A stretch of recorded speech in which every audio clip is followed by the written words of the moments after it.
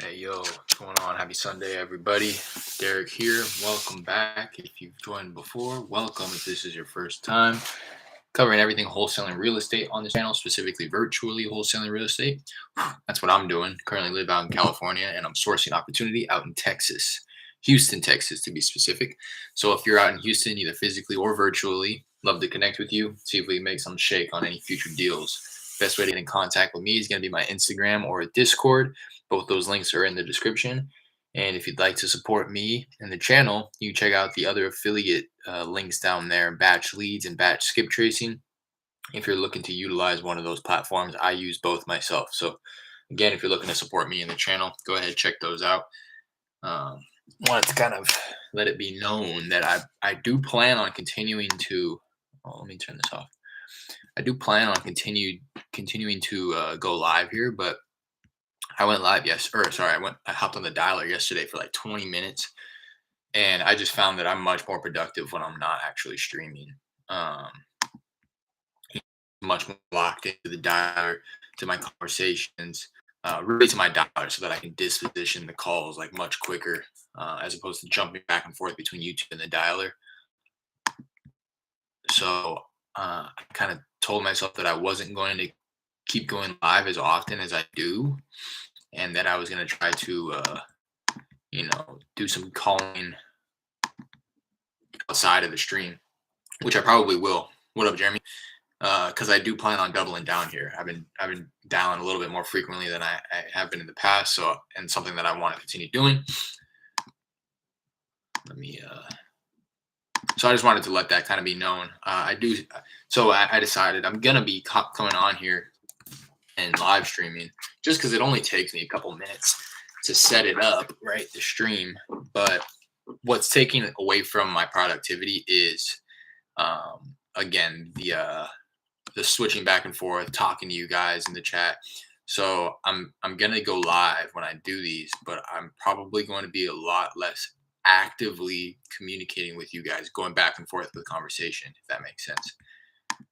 More so just kind of here, allowing you guys to listen. I will, every 10, 15 minutes, hop back over to the YouTube tab to see if anybody has any questions, but I won't be doing it as actively as I have been. You know what I mean? For those who have been kind of tapping into the content, you'll know that almost immediately once you drop a comment or a question, I'll be there to answer it, or at least, chat with you about it. But that's what's taken away from my productivity. So I'm just going to make it a little bit more infrequent, when I hop over to the YouTube tab and address any of your guys' questions or concerns or comments.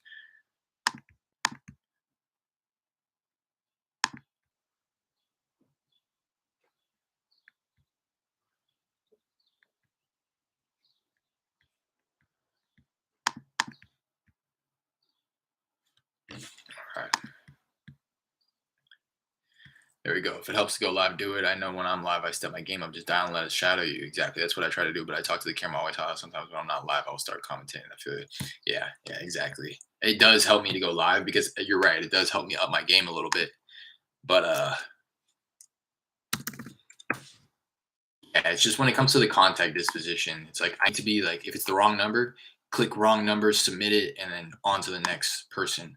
Whereas like in the past, I may have used that as an opportunity to hang up the phone, come chat with you guys for a second, go back, mark it wrong number, and then submit it, and then go on to the next one. So I think not only is it kind of reducing my productivity, but it's also increasing my abandon rate, because I do believe on call tools, it's still calling in the background, regardless of whether or not you are on the phone with somebody, or if you are just on the post call, is what it's called, or referred to it in call tools. So what do I want to have up? I honestly might delete batch leads. I'll give it a little bit more of a chance, but the sold data is pretty inaccurate. I'm finding uh, on the comps.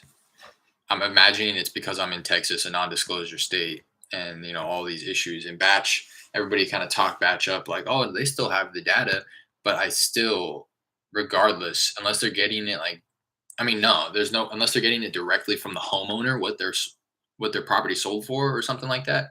The data that they collect, I think, is still just a guess, some type of an estimate like PropStream had. which is cool in some cases, but in others, it really inflates. And what I'm finding it to be a lot more often than not is it inflates the value of ARV like crazy. And I don't know why their estimates are so high. What's up, Jared? So let me hop on. Like I said, don't want to waste any time. Trying to get right to it. I have my laundry in the dryer right now, so I'm just going to dial until it gets out in about 20 minutes. Hopefully the audio is correct here on my computer because I was calling off of my headset yesterday.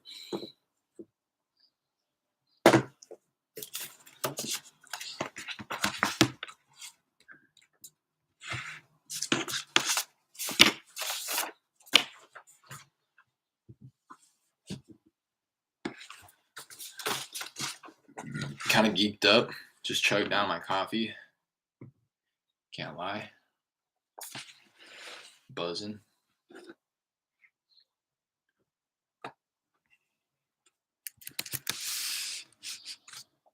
This is what I'm dialing is the no SMS response campaign. So this is anybody who has gone through the full 20 days of receiving texts and ringless voicemails from me and never replied, or for some reason I was unable to text this phone number of theirs.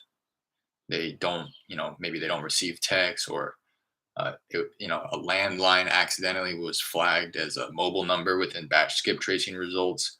For whatever reason, the phone couldn't get text. So I take all those numbers and I push them to my dialer.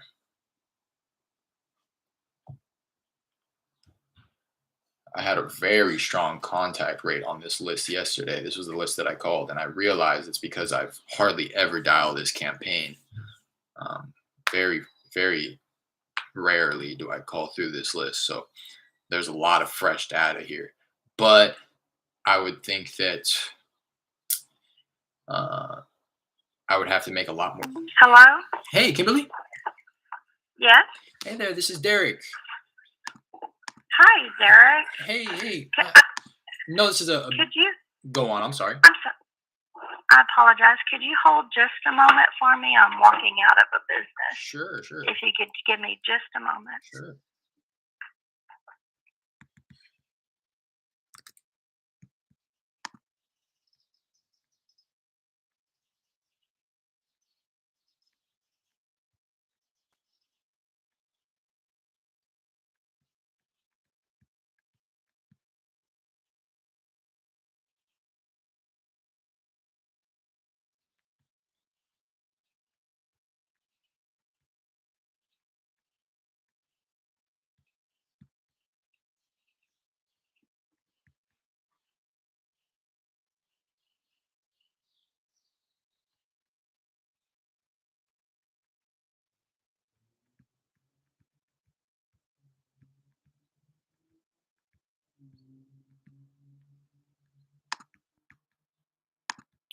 I don't have time for that. And the property is listed on market right now, listed at this estimate price.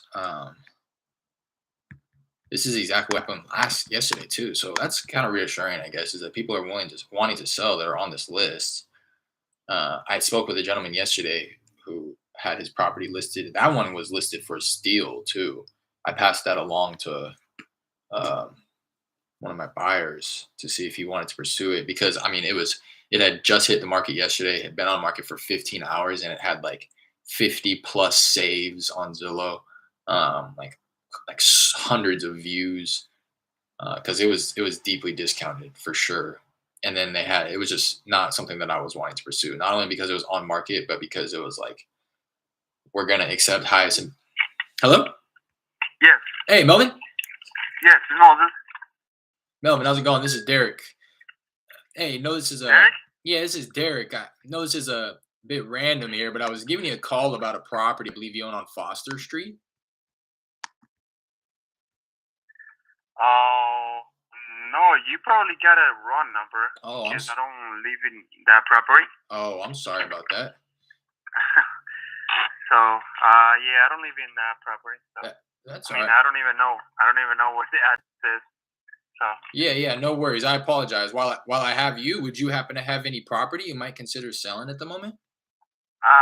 no, man, I don't have any. I don't have anything. I don't have anything on mine right now to Oh, sell. So, okay. All right. Well, I appreciate you taking the call no. anyways. All right, buddy. All right, thank you. Bye now.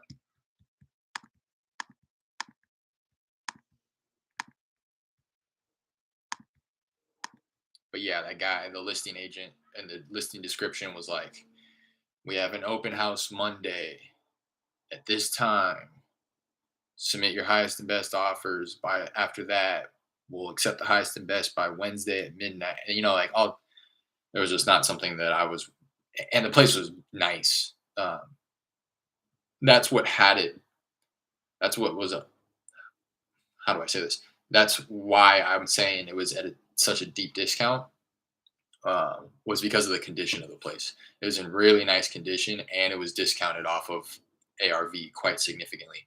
I had ARV at like 180. It was listed at 115. I would imagine that it's going to get bid up upwards of probably like 140. To be honest, the place was beautiful. It was rent ready. You could just if you were looking to add it to your portfolio, it was ready to go. You could just buy it and start collecting rent. It looked like there was tenant occupied as well.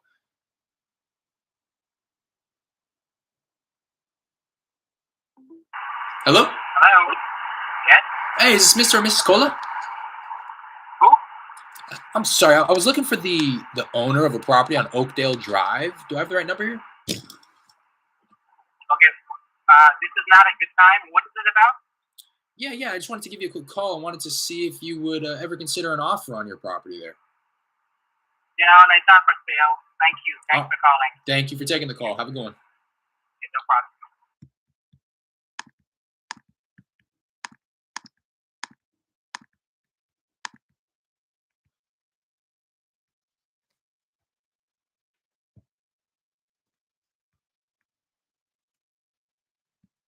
So yeah, I passed that one along to my buyer, the one yesterday, because I mean the only way you were gonna get that deal is hello.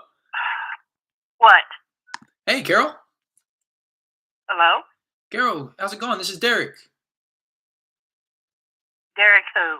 Derek Wilson. I know this is a bit random, but I was giving you a call about a property I believe you own on Ravenhurst Lane. Yeah. Yeah, I have several houses. Oh, okay, okay. I just wanted to connect and see if you would ever consider an offer on your property there. Right now, that house still has a tenant. Okay, okay. Would you be Thank interested you. once the lease is up? Thank you. I don't know what my plans are right now. Okay, okay. Thank you. Thank you. Thank you. I'll follow up with her. Tenant occupied. Didn't know what plans were after tenant was out. Did not want to stay on the phone to chat. Follow up 3 months. It's worth it. She has several properties. I hate to say it, but she sounded kind of snotty and like just generally frustrated with life. So I'd imagine that her properties are possibly frustrating her as well. Give her a call in 3 months.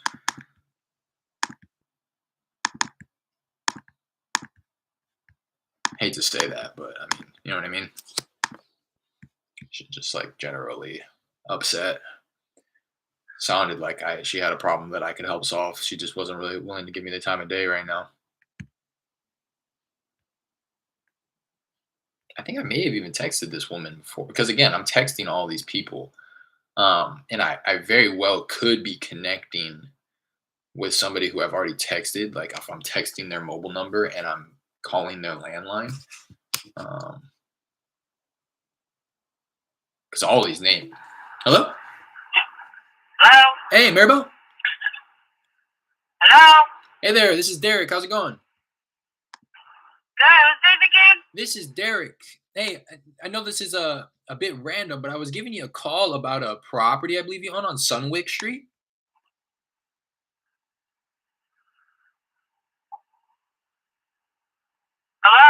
Yes, can you hear me? Hello?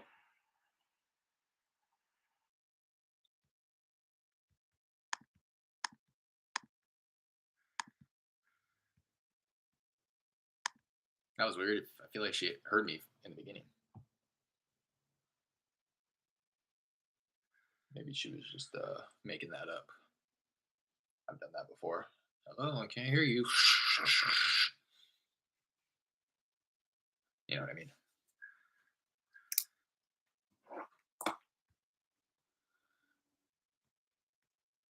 But yeah, you can tell even just in the short period of time that I've already been dialing, it's a fresh list for sure. It makes me want to get more fresh data in my dialer more frequently. It's just a lot more enjoyable to dial through, to be honest, when you're connecting and you're even if you're getting no's, you're getting closer to that yes, the quicker you can get through the no's.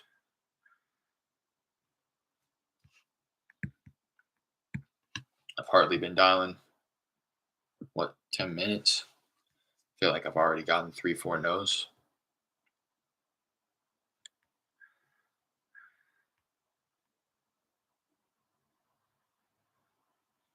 I've been kind of stressing in the beginning of that call too. The beginning of the cold call is like you know me. How's it going? I'm sure you've picked up on that. I've delayed it by a few seconds to throw out my pitch. I'm just trying to do what I can to make a little bit more of a personal connection right away. Just trying to be honest, I'm just trying to differentiate myself between the competition and the market. With the amount of people that are cold calling and cold calling these people, uh, I'm just trying to do whatever I can. Hello? Hello? Hey, is this Mr. Warner? No, it's not wrong. It's wrong number. Oh, I'm sorry about that. No problem. Warren now. Warren now.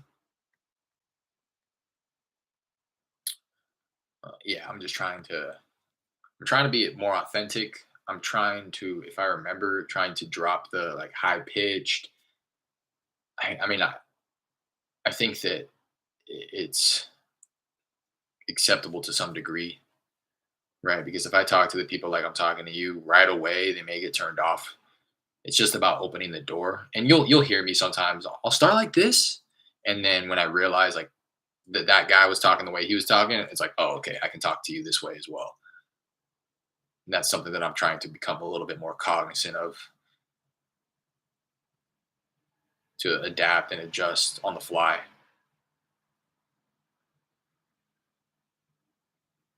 So, generally speaking, in summary, I'm really trying to uh, be aware of any opportunity that I can get in order to breed familiarity, instill trust right away, come across as professional and confident,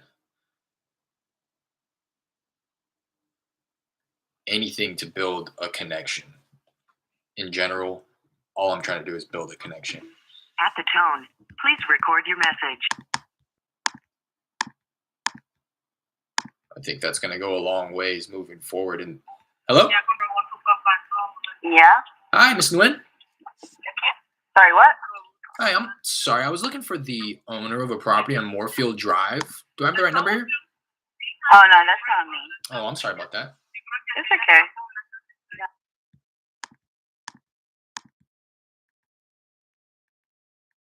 I think that that's going to go a long way moving forward in the industry. Not like I never want to come across like, oh, I'm the oracle. I know all. But I think I know a thing or two about people. And I think that even if somebody does want to sell and needs to sell, they are hesitant on, I would guess that there are people out there that are hesitant on pulling the trigger because they don't know who's legit. They don't know who's for real. They don't know. Nobody is trying to make a connection with them, but everybody's trying to buy their house. So I think moving forward, that's going to be more important than ever. Moving forward, just with the amount of, like myself, new wholesalers that are entering into the industry, marketers who are, you know, going after these very similar properties, same lists. It's going to take that one phone call from this for the seller. It's going to take that one phone call from a wholesaler or investor to where they feel like, you know what, I really connect with this person and I feel like they're going to be able to deliver.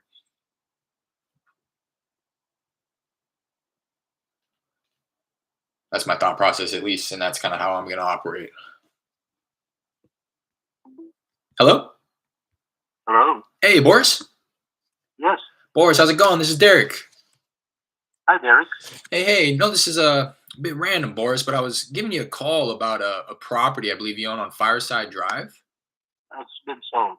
Oh, okay. I'm late, huh? Well, Yeah. while I have you, would you happen to have any others you might consider selling? No. No. Okay. All right. Well, I appreciate you taking the call. Okay. Bye now.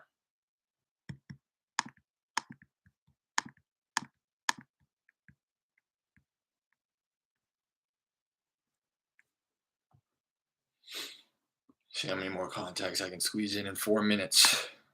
Let's hope for like 2 more or one quality one. The next person that gets on the phone does need my help.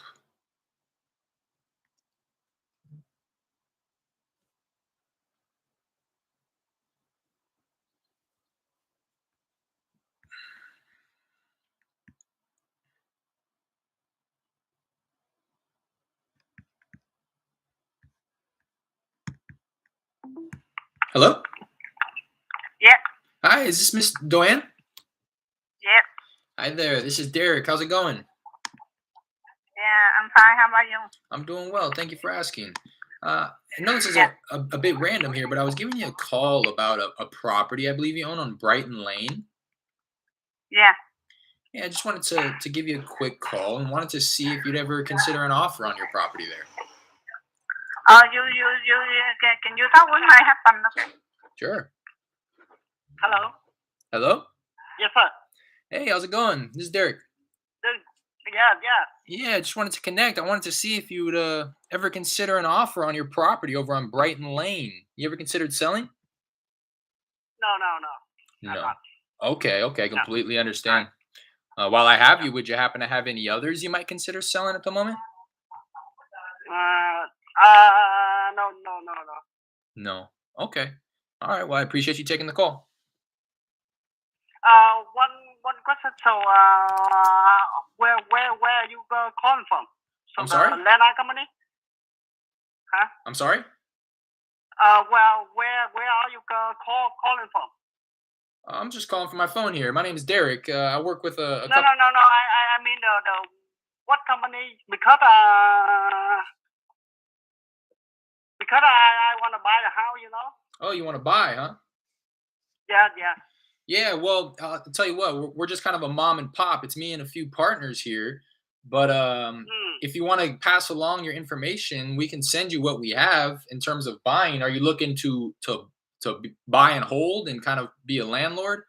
Throw some tenants in there. Oh,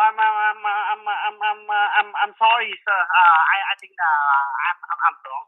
I'm wrong. I thought my builder they call me, but it's not.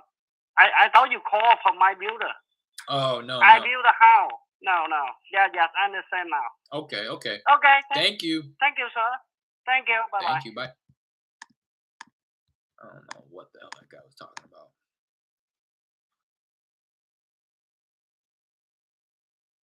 He said, "What's your company name? I'm looking to buy. I thought you were my builder. I'm building." I don't know. He was all over the map right there.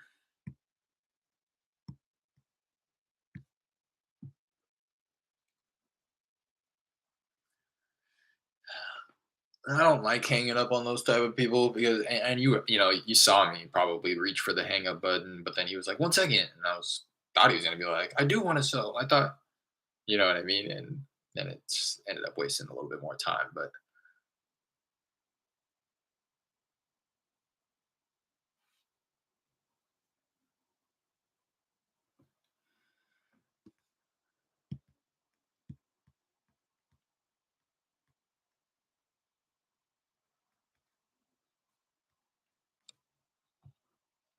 all timer's up.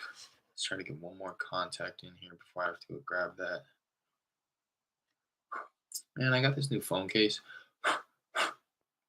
but it's like that silicone type material. And all it does is attract lint, man. It just picks up lint. I can't even put this thing in my pocket without pulling it out, looking at it like it just got snowed on. Just constantly blowing everything. It cleans nicely though, which is weird. Like the lint comes right off, but I almost just feel like carrying it in my hand for the whole day.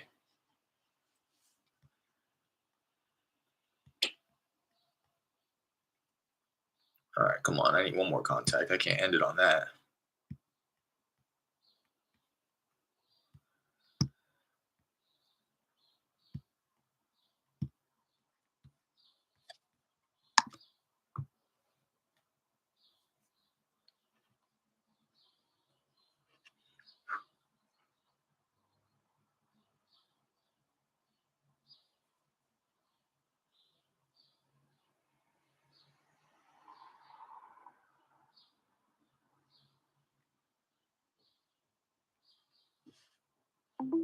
Hello? Yeah. Hey, Alberto? Yeah. Hey, how's it going? This is Derek. Yeah. Hey, no, this is a bit random, but I was giving you a call about a property I believe you own on Munger Street. Yeah. Yeah, I just wanted to give you a quick call and wanted to see if you'd ever consider an offer on your property there. Yeah. I've got multiple offers on it. I'm gonna get rid of it, but I'm just accepting offers right now. Send me an offer, and you know what the property is, right? Because some people don't know. They're just Yeah, well, I'm taking a look at it online right now. Obviously, I've never been on the inside myself, so I would just need to learn a little bit about so it. then so then you don't know what it is because there's not a house there, right? There's just a vacant lot. Okay, it's 7-Eleven Munger. Yeah. Oh, okay, okay. It was the Your information's out of date. gotcha. When was the But structure torn down there? it's a vacant lot. You can figure out the details. I'm not providing details. If you want to buy it, then give me an offer and I'll consider it. Okay, all right. Well, I appreciate your time. Okay, thank you. Waste of time, really. That's something else. I'm really not looking to get into any bidding wars. That's something that you know, I'm avoiding that.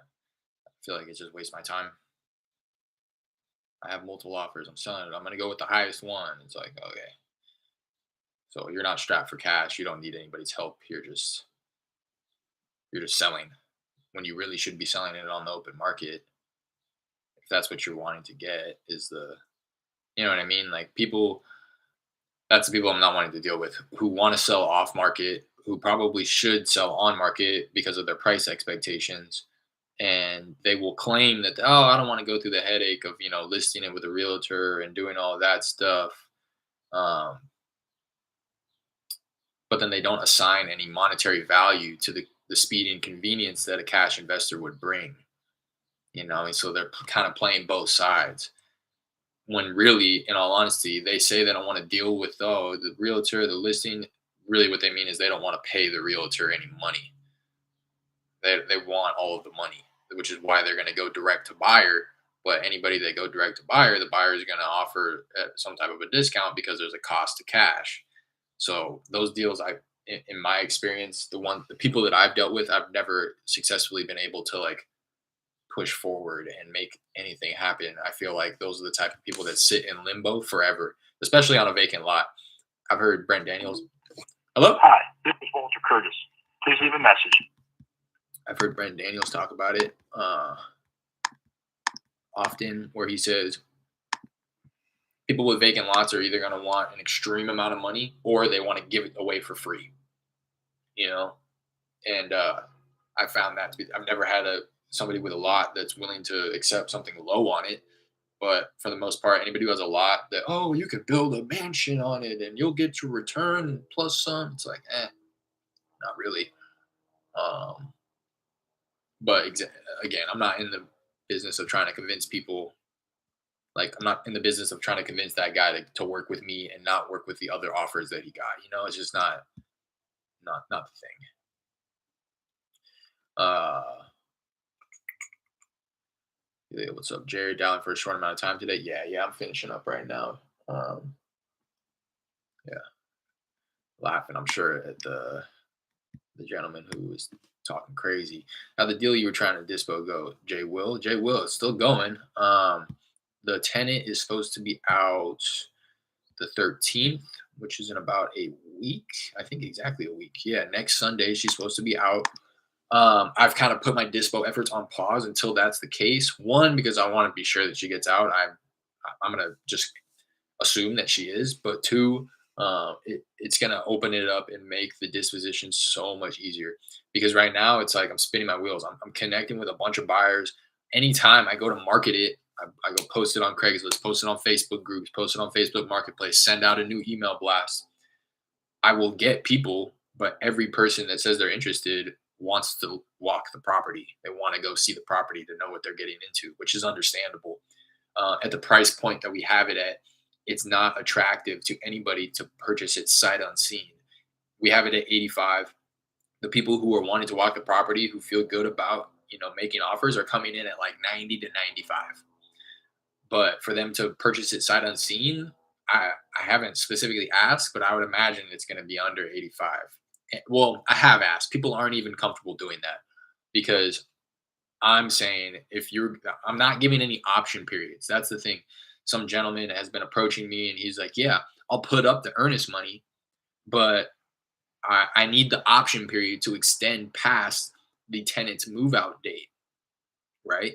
So that once the tenant's out, I can go in there and do my due diligence and in all likelihood come back and try to renegotiate the price. But that just prevents me from marketing it in the meantime. Right now, you have the exclusive option to purchase the property, and that just ties it up for me. So it doesn't make sense. It never makes sense, to be quite honest, in this market, it being so hot. Again, I never try to come across as like a an educator in this space, but I feel comfortable and confident telling you guys never to take options from buyers. It just makes it a whole lot difficult for you. Not only does it prevent you from marketing it to other buyers, but it's a lot of time wasted depending on the extent of the option period, and it just sets them up to control the deal. Now they have the exclusive option to buy it. They'll go in there, they'll do their due diligence, and they'll almost certainly come back out and say, "Oh, this was much worse than I thought." Not only have you been unable to market it to other buyers for the past week, but now I'm going to come back to you and say, "Oh yeah, the condition's way worse. I needed 10,000 less than what we agreed on," and nothing is preventing them from doing that. So I'm just gonna wait until the tenant's out, because then I'm hoping that we can throw a contractor lockbox on there now that it's vacant. It's probably the best idea, anyways. I don't think the seller would. I think that we should communicate to the seller that it's best that we put a lockbox on there because it's just inviting people to get in there, um, break into the property. So I think we should get a contractor lockbox on there regardless. And two, I think it'll make it a lot easier to send buyers over. Now, when I have the conversation, I can just simply, yeah, here's the lockbox code, vet them, pre-qualify them. So I'm not just passing out the code willy nilly. But for the people who are like, yeah, I'm serious, I will buy it for 90, 95. I just need to go walk the property. Here, boom. Here's the lockbox code. Go check it out. Get back to me when after you've walked the property and let me know and we can draw it up. And I think I foresee that that's how it will happen. The tenant is gets out next Sunday, and then I use all next week to remarket the property in hopes of getting a handful of people out there at their convenience as well. Right, that was something that was kind of an issue with our first walkthrough. Was like I had a handful of people show interest. I had a handful of those people say, "Oh, that just doesn't work for my schedule." My contractor is unavailable at that one specific time that you're having the walkthrough, and then other people just didn't show up. I'd imagine because of scheduling conflicts, because they were confirmed to show up. So it'll just make it a lot easier to dispo if it's a vacant property. I would imagine. I've never dispoed a vacant property, but just dealing with all of the issues that come with it being tenant occupied right now leads me to believe that it'll be much easier to dispo once it's vacant. Hey Derek, how you been? Are those leads from PropStream or driving for dollars? Which one are you focusing on now? Joseph, I'm not quite sure which leads you're referring to, but I pretty much hardly have any PropStream data that I'm actively marketing to in my system nowadays. Um, I've pulled lists from PropStream before, but it was a while ago. So since then, I'd imagine that I've called through all those properties enough times for them to be removed from my dialing campaign, and I've certainly texted all of them. So anybody in my system right now is probably a driving for dollars or a GeoPoint data list that I purchased around the beginning of the year. So yeah. Also, are you focusing on lots? I'm not focusing on lots specifically. If something comes up and it makes sense, I will entertain it. I've never contracted a lot, never put a lot under contract. I've I'm speaking and following up with some leads that are looking to sell lots, but again, their heads are just kind of in the clouds about the price. Um, and I'm not, yeah. So I'm not like pulling lists of lots. I'm not driving for dollars for vacant lots. If I just happen to call somebody like this guy, super rude about it, but this was a driving for dollars property that I added to my system on Google Street View on Zillow. It still appears that there's a 3-bedroom, 1-bath house here. Really rough condition based on the looks of it, which is what boarded up windows, foil in the windows, which is why it was on my driving for dollars list. And again, he was kind of just an ass about it, like, "Oh, you don't even know what it is." Why don't you tell me, man? If you want to sell it, you're making it quite difficult for anybody to buy it. But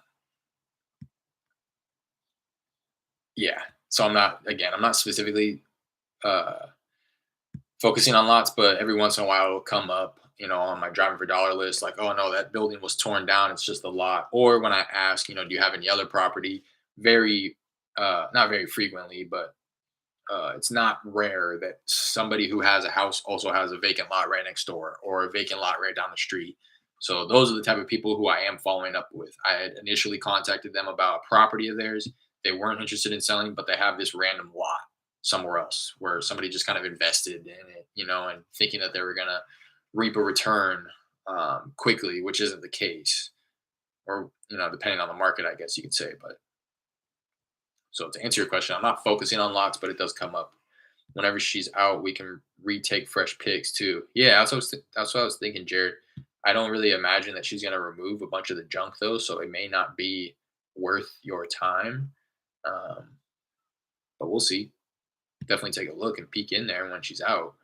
It'll be cool if she removes a lot of the stuff, but with the amount of junk in there, man, I would bet big money that she doesn't even know what's in there anymore. It's past that point of her trying to pick things, which is why I think we should connect with her mid to, or at least connect with Maria, the seller, to connect with her sometime mid to late next week, probably mid this week, like Wednesday or Thursday, to say, hey, Maria, if you don't mind reaching out to the tenant, I just want to be sure that she is gearing up to move out. She says she's going to be out on Sunday.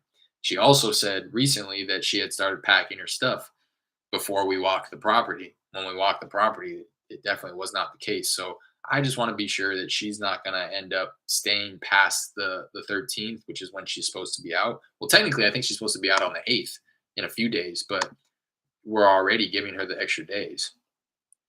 We'll have to go anyway to put the lockbox on. So yeah, exactly. Yeah. Then you might as well just snap a few pictures. But you know what I'm saying? Like I really don't. Didn't have pics of the other room. Oh, okay, yeah, that would be a kind of a bonus plus. But again, Jared, it doesn't. I really don't think unless she gets everything out, a buyer is already at the understanding of what they're getting themselves into, which is why they just want to go walk the property, not so that they can see firsthand. It's like everybody that I've been talking to is under the understanding that you get what you see. You see what you get. It's like it's a hoarder house, nothing else to it. So the buyers that want to walk the property, they're checking foundation, they're checking mold, they're checking termites, they're checking that stuff.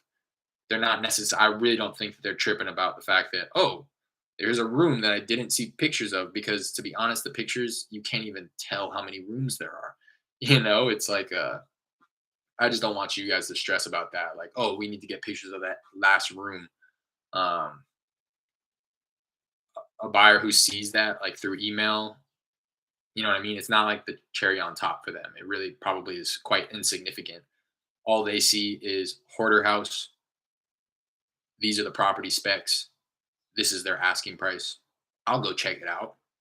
You know, they're probably not dissecting like, okay, this is the floor plan. This is the living room. This is the kitchen. These are the bedrooms right there. It's like they're probably not even tripping on that. They just want to make sure that there's no crazy damage. What's the GeoPoint data list? Geopointdata.com. Go check it out. It's just another list provider. You can go purchase lists. I think I purchased lists by zip code when I pulled it from GeoPoint. It does cost money. You have to pay for it. So I want to make that crystal clear. I don't want you to waste your time thinking that you can just go pull a list there from free like you can on Batch Leads or PropStream or something like that. But just know that it's bluer waters there. You know, bluer oceans. There's a paywall. So the fact that you do have to pay for the list is that many more people who aren't doing it, which is why you hear about everybody. Oh, this list is trash. This list is beat up. Oh my God, these people are getting blown up. They said that I'm the 15th, 20th person to call them today. Well, yeah, it's because you're pulling free lists off PropStream. What do you expect? There's probably tens of thousands of other people pulling that same exact list with that same exact filtered criteria that's calling when you're calling. So again, just know that it costs money, but it's bluer waters over there. You're fishing where other people aren't. So I'm going to end it right there. I'm going to grab this laundry. I'm going to go take my dog out and get on with my day. I appreciate you guys hopping on here. Let me give you the stats for today. I think I called for like 20 minutes.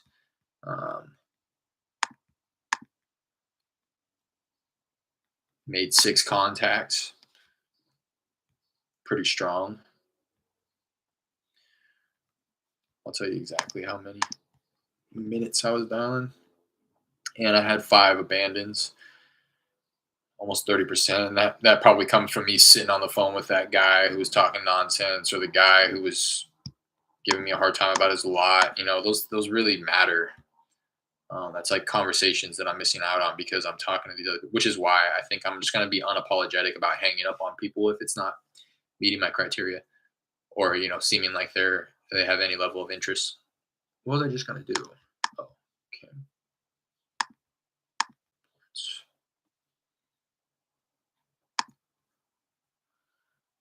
Yeah, 13 available. Post call for 15 minutes. On a call, 23. Yeah, so I was probably dialing for like 23 minutes. 6 contacts. Not too shabby. All right, appreciate you guys. Do me a favor if you haven't already, hit that like, subscribe, notification bell before you leave, and I will see you tomorrow. Have a good rest of your Sunday and rest of your weekend. Appreciate you guys. Peace.